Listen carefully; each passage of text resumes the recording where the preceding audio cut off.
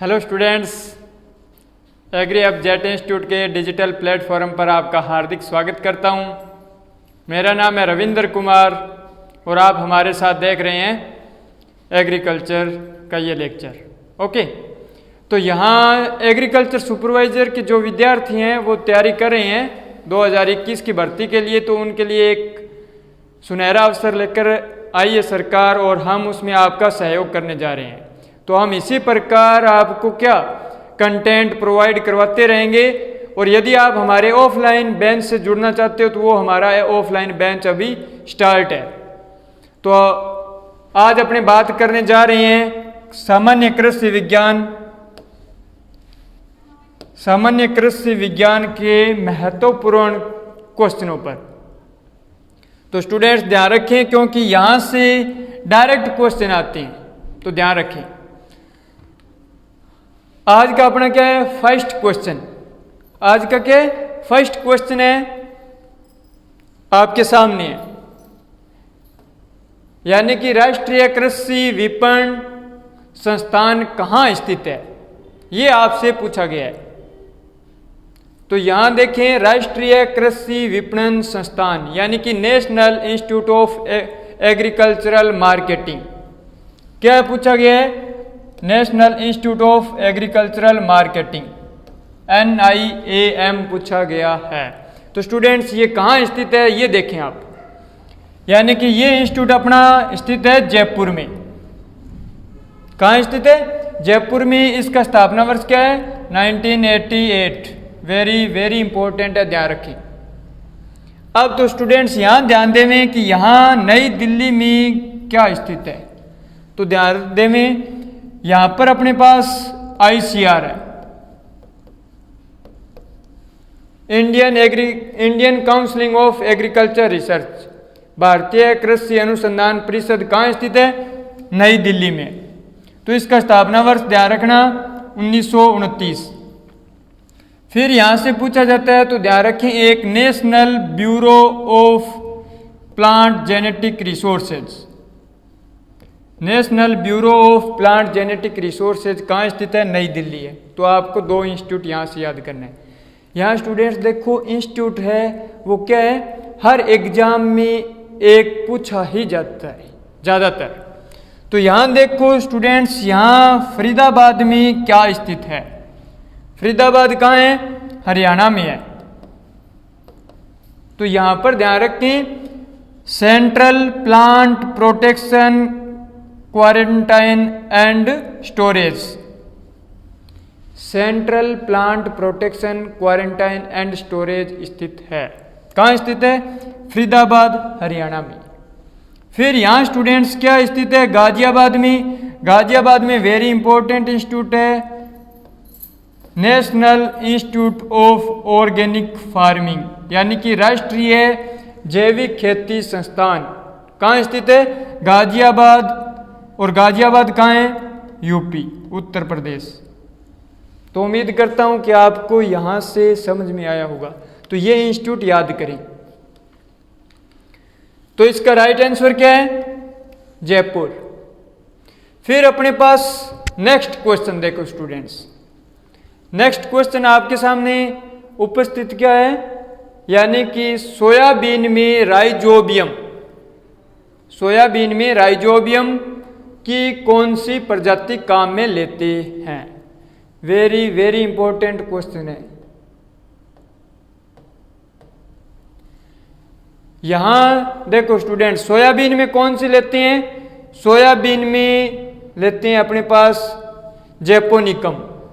कौन सी, rhizobium japonicum लेते हैं। यहां पर देखो स्टूडेंट्स, मेलिलोटाई किस में लेते हैं, मेलिलोटाई लेते हैं अपने पास मेथी में।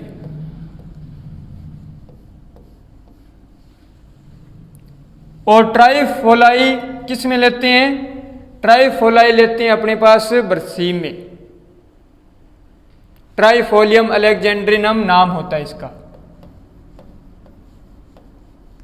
तो वेरी इंपॉर्टेंट, ध्यान रखें। यहां इसका राइट आंसर क्या हुआ, जेपोनिकम। ओके, अब बात करते हैं, यहां देखो स्टूडेंट्स, मक्का का पादप है एक, आपके सामने है ऑप्शन, यानी कि मक्का का पादप किस प्रकार का है।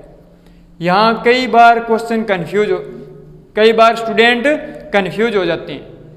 यहां देखो, मक्का का प्लांट डायोसियस है या मोनोसियस है या गाइनोडायोसियस है, क्या है ये आप बताएं।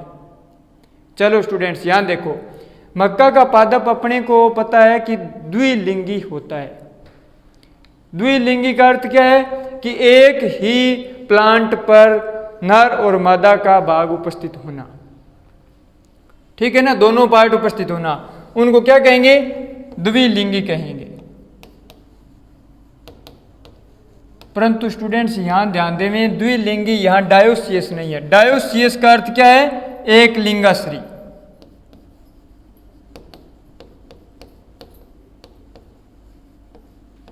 ठीक है ना। अब यहां द्विलिंगी क्या है, मोनोसियस। तो वेरी इंपॉर्टेंट क्वेश्चन बन जाता है कि मक्का का प्लांट है क्या, मोनोसियस। अब यहां देखो, इसका राइट आंसर क्या है, मोनोसियस। फिर यहां अपनी बात करते हैं कि मक्का का प्लांट आपको दिखाया गया है, क्या इसका नर भाग क्या होता है, टेसल। इसका नर भाग क्या होता है, टेसल। और इसको हटाने की क्रिया को क्या कहते हैं, डीटेसलिंग। डीटेसलिंग। और इसके मादा पार्ट को क्या कहते हैं, सिलक। ठीक है ना। और यहां ध्यान रखें, मक्का में पहले कौन सा भाग निकलता है, पहले भाग निकलता है नर भाग, यानी कि मेल फ्लावर पहले निकलता है। तो इस कारण इसको क्या कहते हैं, प्रोटोएंड्री।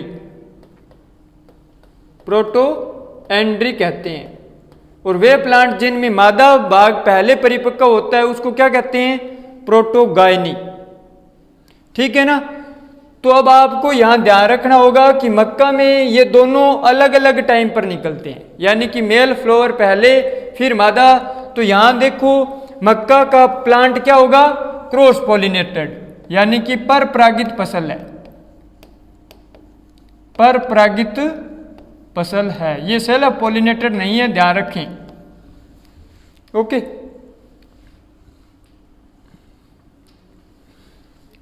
अब यहां पर अपने पास क्वेश्चन पूछा गया है कि पोमोलॉजी किस भाषा का शब्द है। पोमोलॉजी किस भाषा का शब्द है। तो स्टूडेंट्स आप ध्यानपूर्वक ऑप्शन देवें, यानी कि 1 नंबर सही है लैटिन, या आपका क्या है ग्रीक, या ग्रीक प्लस लैटिन होगा, या क्या होगा लैटिन प्लस ग्रीक होगा।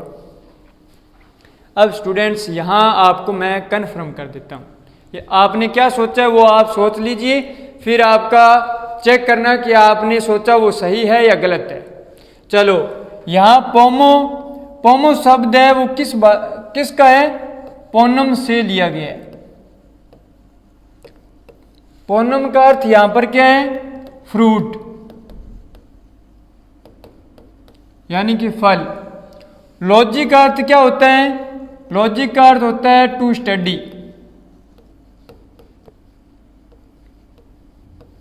यानी कि अध्ययन करना। तो पहली बात तो ये ध्यान रखना कि ये हॉर्टिकल्चर उद्यान विज्ञान की एक शाखा है जिसमें फलों का अध्ययन किया जाता है, किसमें, पोमोलॉजी में। अब यहां ये लॉजी शब्द है वो किस भाषा का है, लॉजी है, यानी कि जिस शब्द के अंत में लॉजी या नोमी लग जाए वो किसका होता है, ग्रीक। और यहां पोनम शब्द है वो कौन सा है, यहां स्टूडेंट्स लैटिन। तो अब आपको ध्यान लग गया होगा कि इसका राइट आंसर क्या है, इसका right answer students Latin plus Greek है, न कि ग्रीक प्लस लैटिन। ये गलत हो जाएगा, यानी यहां आपने दिया है तो ये आप बता रहे हो कि ग्रीक पोनम शब्द से है, नहीं, ये गलत है। यहां पोनम है वो लैटिन भाषा का शब्द है, लॉजी किस भाषा का शब्द है, ग्रीक। और यदि आपको इस प्रकार के ऑप्शन ना मिले, दोनों अलग अलग पूछा जाए तो राइट हो जाएगा ग्रीक। अब यहां से बात आपको ध्यान रखना है कि पोमोलॉजी, अब यहां सिस्टेमेटिक पोमोलॉजी के जनक कौन है? किसकी? सिस्टेमेटिक पोमोलॉजी के जनक कौन है? D Candolle. D Candolle systematic pomology के जनक हैं, ठीक है ना। भारतीय उद्यानिकी विज्ञान के जनक कौन है? एमएच मैरीगोडा, ठीक है। तो यहां ध्यान रखें। अब यहां अपने पास क्वेश्चन है कि तिल का संबंध है, तिल का संबंध किस फैमिली से है? हाँ जी, यहां पर तिल का संबंध किससे है? यूफोर्बिएसी से नहीं, यूफोर्बिएसी से नहीं है। मालवेसी से नहीं है। तो किससे है? ये इंपॉर्टेंट क्वेश्चन है, ध्यान देवें। यानी कि इसका संबंध है पेडेलिएसी से। तिल एकमात्र क्रॉप है जो इस कुल का प्लांट है, पेडेलिएसी कुल का प्लांट है। सोलेनेसी नहीं होगा। अब यहां स्टूडेंट्स ध्यान दो कि यूफोर्बिएसी के अंतर्गत कौन से प्लांट आते हैं? यूफोर्बिएसी में आंवला, रतनजोत, अरंडी, तो ये आपको ध्यान रखना होगा।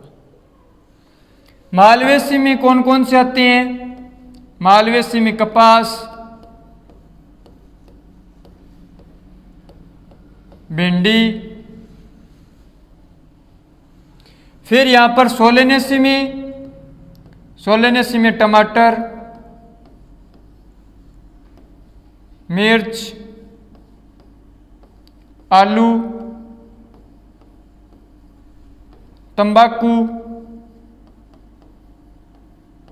तो इस प्रकार आप याद रखें।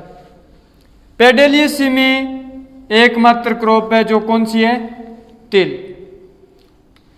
अब यहां देखो स्टूडेंट्स, ये अपने पास क्या है? राइट आंसर, यानी कि इसका राइट आंसर क्या है? पेडेलिएसी है। अब यहां आपको तिल का क्या दिखाया है? फील्ड में किस प्रकार का प्लांट होता है, ध्यान रखें। यहां अब थोड़ा सा मैं इससे रिलेटेड जितने क्वेश्चन आते हैं वो बता देता हूं। तिल का नाम क्या है? सिसेमम इंडिकम।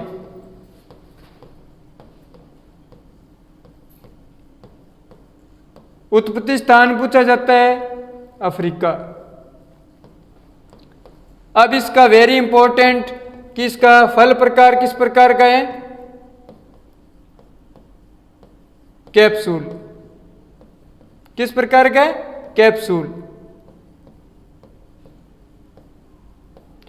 और एक इसका यूनिक पूछा जाता है, यानी डिजीज फाइलोडी। फाइलोडी रोग किसका है? तिल का है, माइकोप्लाज्मा जनित।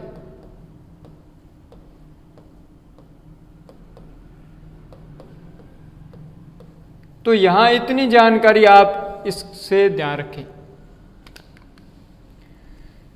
अब अपने पास नेक्स्ट क्वेश्चन, यानी कि अरहर का उत्पत्ति स्थान है। अब आपके सामने है ऑप्शन, यानी कि अरहर का उत्पत्ति स्थान बताना है आपको।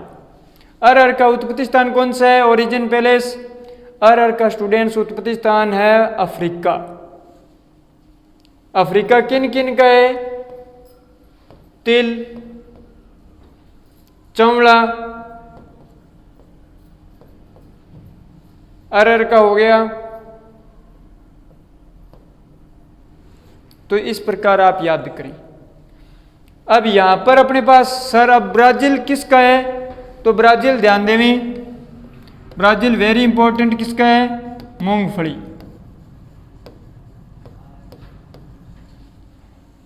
चीन किसका है? चीन सोयाबीन।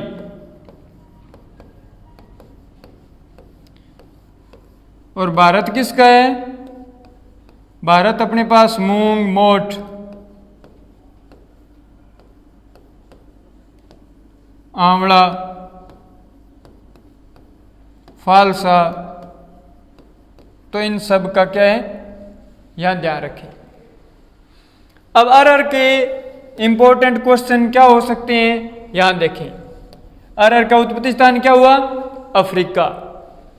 और अरर का फल प्रकार, यानी कि ये आपको फील्ड के अकॉर्डिंग दिखाई दे रहा है, तो ध्यान रखें, पोड या फली हो जाएगा याद। अरर में और याद रखने के लिए इसमें पूछा जाता है स्पेसिंग, 60 इंटू में 15 सेंटीमीटर, ध्यान रखें। फिर इसमें अरर में क्वेश्चन क्या आया था? डब्ल्यू में आया था, ध्यान रखें।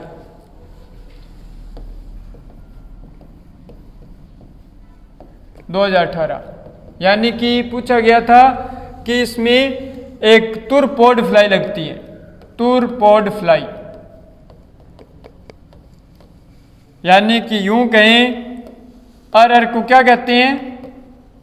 तुर, या क्या कह सकते हैं? रेड ग्राम। तो इसमें जो फल मक्खी लगती है ना, उसका नाम पूछा गया था, melon एग्रोमाइजा ओब्ट्यूसा। Melon एग्रोमाइजा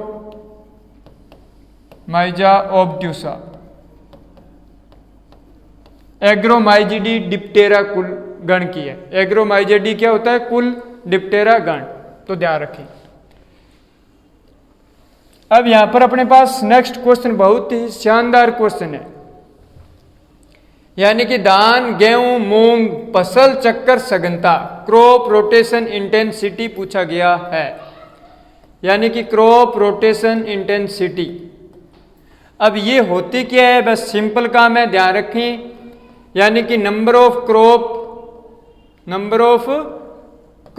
in crop rotation बटा में ईयर और इनटू में 100। तो यहां आपको ध्यान रखना कि धान खरीफ में है, फिर रबी में, और ये मूंग किसका हो गया? जायद। तो इसमें ईयर कितने बन रहे हैं? ईयर आपके पास बन रहे हैं 1, और नंबर ऑफ क्रॉप यानी कि कुल फसलों की संख्या फसल चक्कर में कितनी है? 3, और इनटू में क्या हो गया? 100। तो ये क्या है? 300%। तो इसका राइट आंसर क्या हो जाएगा? ये हो जाएगा।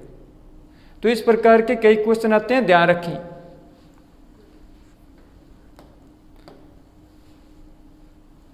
फिर अपने पास students next question, very important. कई बार क्या इस प्रकार के दैहिक विकार या रोग से संबंधित क्वेश्चन पूछे जाते हैं। तो यहां पूछा गया है गोल्डन फ्लेक, या कई बार मिल सकता है गोल्ड फ्लेक। तो ध्यान रखें, गोल्डन फ्लेक ये दैहिक विकार डिसऑर्डर किस फसल का है? किस फसल का है? तो ये आपको सिलेक्ट करना है। यहां तुक्के नहीं लगाने हैं, कॉन्फिडेंस के साथ कंसेप्ट क्लियर करके चलें। यानी कि ये आम का है, नहीं है, आलू में भी नहीं है, यहां गाजर टमाटर, इस प्रकार देखो तो यहां देखो ये होगा टमाटर का। यानी कि आम का मुख्य डिसऑर्डर आपको ध्यान होना चाहिए कि ब्लैक टिप, ये होता है डिसऑर्डर। फिर यहां पर अपने पास यहां ब्लैक हार्ट हो जाएगा, ब्लैक हार्ट। और यहां पर स्टूडेंट ध्यान रखें कौन सा होता है? Cavity spot. ये किसके कारण होता है? कैविटी, याद रखना, कैल्शियम की कमी व पोटास की अधिकता। अब यहां पर ये है किससे रिलेटेड है? टमाटर से। तो ध्यान देवें, वेरी इंपॉर्टेंट है। टमाटर के और क्या हो सकते हैं? कैट फेस, पफीनेस, ठीक है ना? तो ये ध्यान रखें।